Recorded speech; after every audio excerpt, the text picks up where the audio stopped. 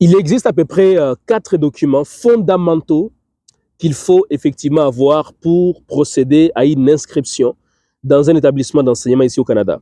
Dans cette vidéo, je te propose les 4 documents, mais les 4 sont les plus fondamentaux. Il existe d'autres documents supplémentaires qui dépendent de ton niveau d'études. Celui qui s'inscrit au niveau du collégial n'aura pas à fournir les mêmes documents que celui qui s'inscrit au niveau du doctorat.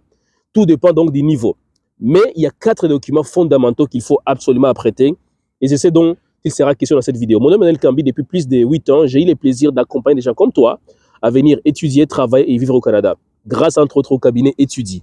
Pour plus d'informations, visite www.edudi.ca.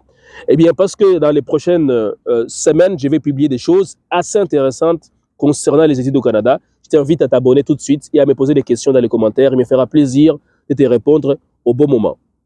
Maintenant, venons-en aux 4 documents fondamentaux. Le premier document, c'est le bulletin de notes, qu'on appelle aussi relevé de notes.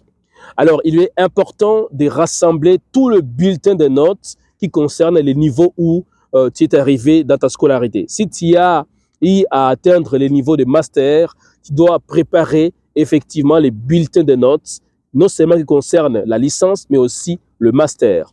Et il faudra s'assurer que pour chaque bulletin, il y a les sceaux officiels. Il y a notamment la mention copie certifiée conforme à l'original. Beaucoup de demandes d'admission sont retournées, sont rejetées parce qu'il n'y a pas sur le bulletin de notes ou les relevés de notes la mention de copie certifiée conforme à l'original. Deuxième document, c'est les diplômes. Assure-toi d'avoir les diplômes les plus récents. Et sur les diplômes, il doit y avoir effectivement non seulement les cachets de l'établissement, mais également les cachets des copies certifiées conformes à l'original qui, normalement, vous devez vous en procurer auprès d'une autorité administrative. Troisième document, eh bien, c'est les certificats de naissance. Vous devez aussi avoir effectivement ces documents. Dans d'autres pays, on appelle ça attestation de naissance, mais en tout cas, quoi qu'il en soit, fournissez une preuve qui démontre que vous êtes né dans tel pays, à telle date, à telle année, votre père s'appelle tel, votre mère s'appelle tel, et il y a les sceaux d'une autorité administrative en bas de votre document. Et pour terminer, le quatrième document, c'est le passeport. Votre passeport doit être à jour, doit être valide. Alors, si vous rassemblez ces 4 documents, normalement, vous devriez être à mesure de déposer dans les meilleurs délais votre demande d'admission.